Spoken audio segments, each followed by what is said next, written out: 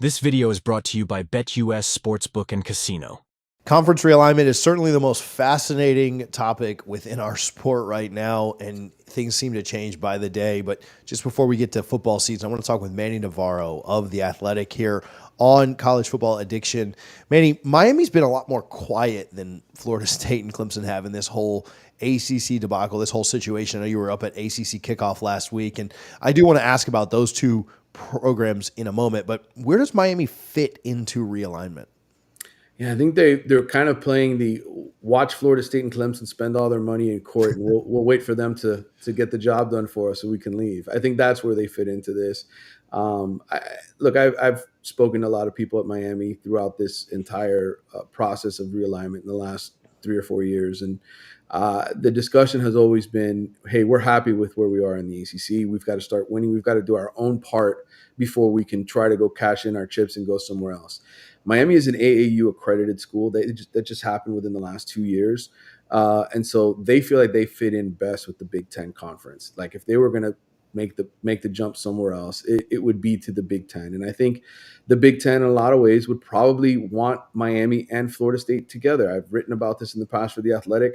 The amount of recruiting that the Big Ten does in the state of Florida, the majority of their recruits come from the state of Florida. So I think ultimately Miami, a successful championship contending Miami program, would be welcomed with open arms by the Big Ten when those contract talks would open up again. And so for Miami, I think the perspective is we'll see where Florida State and Clemson take this realignment situation. In the event that the grant of rights goes up in flames and they get out of their contracts and are able to leave, we will then try to pounce on it when that opportunity comes. But in the meantime, we're going to be quiet behind the scenes and just follow orders and try to get ourselves right. I certainly don't buy the FSU Clemson Big 12 talk. I just cannot wrap my head around the idea that Florida State would spend hundreds of millions of dollars to make a lateral or even downward move. But what, here nor there.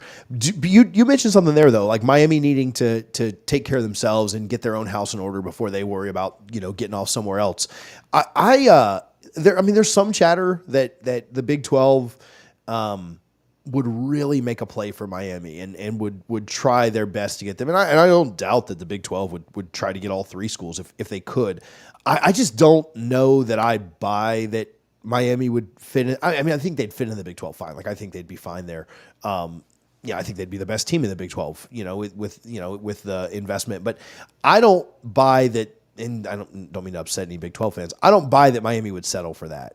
Like I don't see, just like I don't see Florida State Clemson going there. Miami's not had the recent success and they are kind of living on the brand right now, at least in the very short term. But I don't buy Miami to the Big 12 too. I mean, I don't know if you have different thoughts there or agree, but I agree. Yeah, like SEC doesn't feel like a fit, although Cal and Stanford don't feel like a fit in the ACC. But yeah, to me, it's kind of Big 10 or bust.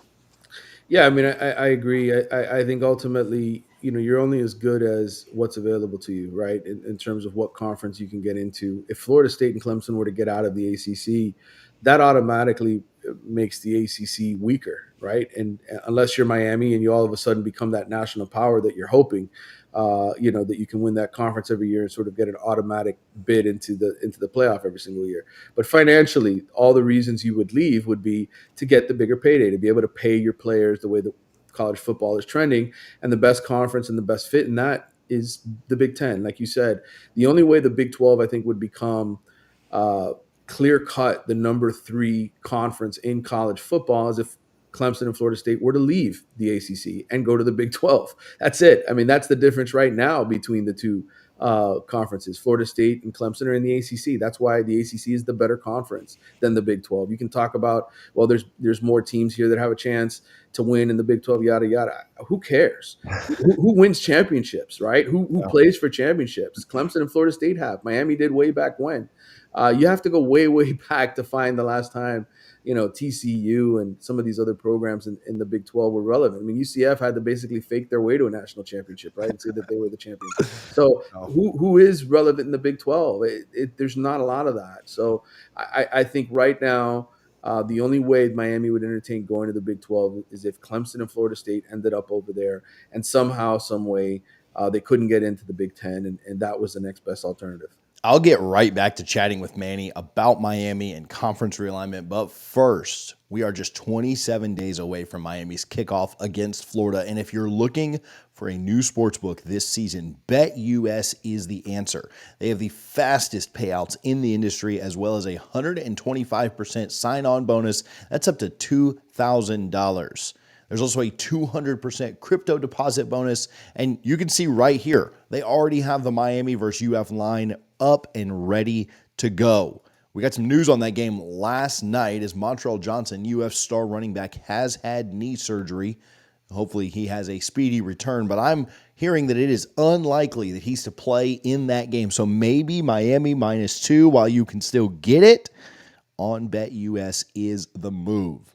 Don't want to wait for that week and want to play something that'll happen even earlier. Florida State and Georgia Tech take on one another in just 20 days. And you can bet that line at Florida State -13 or Georgia Tech +13 right now, depending on which side you like. BetUS has some of the best customer service in the game, and I appreciate them for their support of our channel all season long. Check out the link in the description below. And again, I appreciate BetUS for sponsoring today's video. Yeah. Where do you see, you mentioned Florida State and Clemson potentially, Florida State and Miami kind of being an attractive pairing for the Big 12.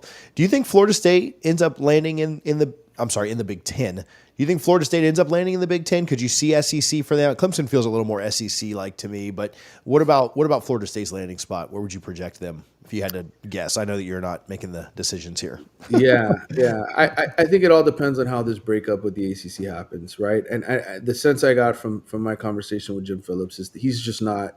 The ACC is going to fight to keep this thing together as long as they can, and the only way out, really, for Florida State isn't a settlement. It's getting the grant of rights to be blown up. At which point, you'd form a super league in college football, and you'd see a bunch of teams that are on the bottom end of the Big Ten and SEC just relegated to another lower level of football. At which point, I think it would just be open season where you'd have the Big Ten and the SEC grabbing all of the best teams and most marketable teams on television in college football. And I think Florida State and Miami both fit the Big Ten narrative. I think the SEC, as you mentioned, Clemson is the right fit for them. The interesting thing would be what happens to North Carolina, and that's sort of the fourth team. I think when I look at all this and the market, that's something that the Big Ten would love to have, especially for basketball reasons. So, but look, I think we're a long way off. In all honesty, I just think there's a lot that has to happen. I'm not sure what's going to happen with the grant of rights. Nobody really knows at this point. Obviously, Clemson and Florida State are fighting like hell to get out of it and to cash in and to really help themselves financially. But in the event that doesn't happen and we're waiting until 2028 or 2029 for this to get resolved, then I could see a scenario where Florida State and Miami end up in the Big Ten and Clemson ends up in the SEC. You mentioned in another segment just the NIL backing, the backing that Mario has from an investment level. We mentioned also like what it might do for Miami if they were able to sneak in the playoff just even this year.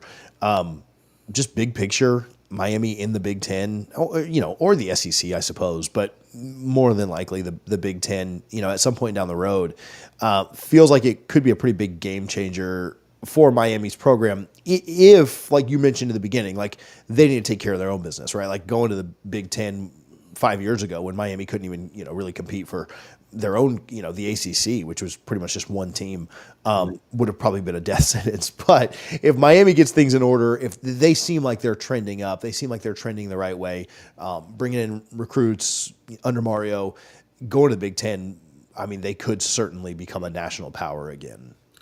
Yeah, I mean, I think all of that is ultimately what going to the Big Ten does is help pay the bills. I think one way or the other, Miami has the financial backing from a lot of wealthy billionaires and people in South Florida to push this thing as far as Mario Cristobal can take it. And all the Big Ten would do is create some level of relief for the people who are financially funding all of this behind the scenes. And so I think Miami is trending that way, one way or the other. Like I said, recruiting on the offensive and defensive lines, elite guys, NFL type talent. That's how you get back to being a national championship winning program. And it's just a matter of time, I think, before Miami gets there. Whether or not it's this year, 2 years from now, I think they're going to be an attractive program to a lot of people, because if Miami is Miami and Florida State is what Florida State was, where they're playing for championships and making the playoffs regularly, who doesn't want to watch that on television? Yeah. Yeah, even the haters, right? Like there's a reason people will tune in to watch the Lakers and the Yankees and the Cowboys. Like we like to watch, even if you're a hater, you certainly like it. And and as much grief as when Miami's good, their fans do show up, right? Like, so this is not a stadium joke, but like even think about like the way that just Miami's location, like Vegas, the Raiders are very rarely the like they very rarely have like a true home crowd vibe, right? Because people are trying like, oh, who doesn't want to go to Vegas? But you don't think like Ohio State fans, Michigan fans, Penn State, like Rutgers, everybody in the Big Ten, Oregon fans wouldn't love to travel down to Miami for like they're going to be a very well road attended. And I say that like if Miami's good and they're playing good teams, like their fans are going to come out. But man, like the destination, like I don't know that people really care to travel to Tallahassee. If they're in the SEC, I think they would, right? Like teams would, and I'm not saying Ohio State fans wouldn't go to Tallahassee for a game. I'm sure they'd love that, but they'd probably go to Orlando for 6 days and Tallahassee for one. Right. But Miami'd be like, man, like that'd be an experience for people out there in the Midwest to get to go play in South Florida in November.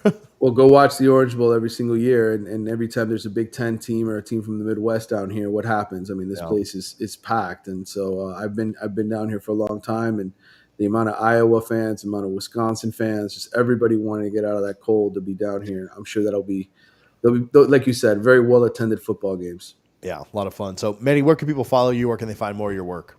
Yeah, they can read me over at theathletic.com. They can follow me on Twitter at Manny_Navarro, and they can listen to my podcast, The Wide Right Pod, anywhere they download their podcast. You can also watch me on YouTube at The Wide Right Pod.